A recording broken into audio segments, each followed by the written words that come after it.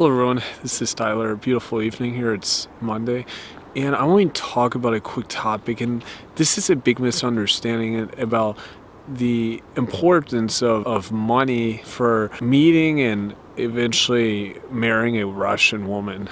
This is the notion that every man who marries and who finds a Russian woman, they have a lot of money, or they need a lot of money to impress. We look at guys like Mel Gibson or Johnny Depp or Cristiano Ronaldo, and to be clear about this, these guys were honestly the exceptions. In fact, many Russian women don't really care that much about the money that a guy has. It's not as important as what many people crack it out to be. Like, I've lived in Russia, and my brother now has lived there, and I have other friends that are Russian and some foreign, but mostly Russian guys, and we've spoken about this, and it's not that important.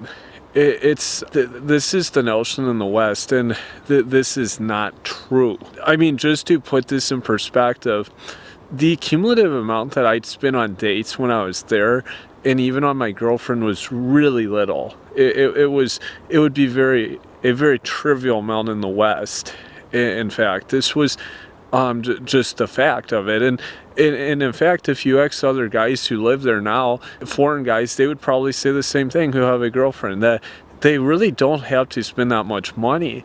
And I would actually go out and say that guys who flex too much or show too much money actually could hurt themselves. Being totally honest about this. It's just my honest insight into the country and the people. Now, I think it's important to remember the history of Russian people. A lot of these folks were very, very poor, 1800s, and obviously most of the 20th century, up until presently. Even now, a very large segment of their population lives on what's almost poverty standards in the West. Truthfully, a lot of them, they don't really care as much as people may think. The descendants of many of these people, of course, were the peasants, and peasants, of course, existed all over Europe. These were kind of the lowest class people that worked mostly agricultural and in manual labor, household jobs, and caring for children. A lot of these types of roles they fulfilled, and this is actually the majority of the Russian population today was the descendants of those people. There wasn't a very large noble or wealthier class historically. A lot of those people obviously were either killed or pushed out of the country when the Soviet Union came in place. Many of those people obviously disappeared, or they left the country. In Russia, money, of course, I think a better way to look at it is how it could be used to demonstrate status as a guy. Perhaps if you were able to drive a fancy or nice car, or provide a exquisite experience to a girl or woman, that would be more of the place for money if you had a lot of it. I think that's the important thing here to understand, is the experience that the money could bring. Having a lot of wealth, a lot of like monetary value, it's not as valued, I think, as your typical Western European woman. They just don't really care as much, and that people would be surprised here. If you could bring a fun experience, if you had a really fast car, or if you could go on a helicopter ride or something, perhaps that would be really unique for the Russian woman. But it's not, like I said, money in itself, it doesn't really do a whole lot. It's not really going to impress a whole lot. It's just a different mindset there.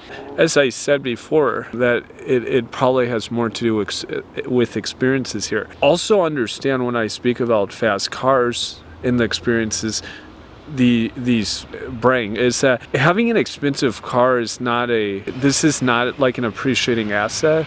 A car is by and large a liability / expense, and because many people say, oh well, if you drive a really fancy like sports car or something, then you have a lot of money. Not necessarily. If you were to lease the car and have some kind of rental situation, that this wouldn't be applicable, of course. Car's more of a symbol of wealth. It's not really it's not wealth in itself, and that's important to understand. To this day, and you see this often in other countries, that people may associate like having a fancy object as having a lot of wealth, but obviously that's often not the case. A high-end sports car, this is no exception here. The other thing also is that in Russia, often objects of status, if you have something that someone may desire, whether that's an attractive spouse, a fancy car, it could even be a really beautiful dog, honestly. People put more importance on this than, say, like having a bank account loaded with money or with assets like gold or something. This is actually kind of more of the Russian mindset here. And this is why, I as I've said prior, is that this is actually the notion of why with a very wealthy guy, it often doesn't mean a whole lot for dating in Russia. If you could provide a more exquisite experience, this would actually be more valued, honestly. That's not to say that, of course, having some resources isn't going to help you. You have to see how it's going to help you in what you're personally trying to achieve or desire. But in terms of using it as an object to impress, it doesn't really mean a whole lot, honestly, in Russia.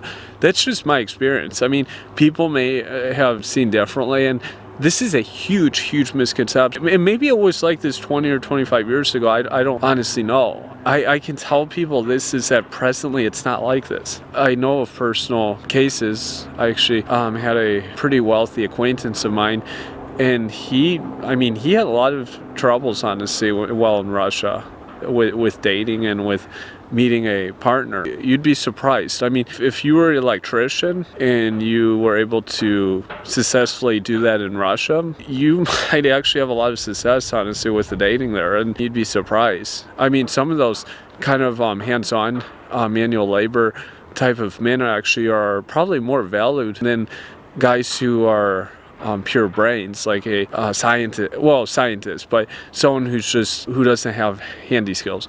That's kind of the Russian difference. As I said before, Russia has a large spectrum of people, so of course there's always exceptions, and each person has a different experience. This was my experience, and I look forward to everyone's feedback below.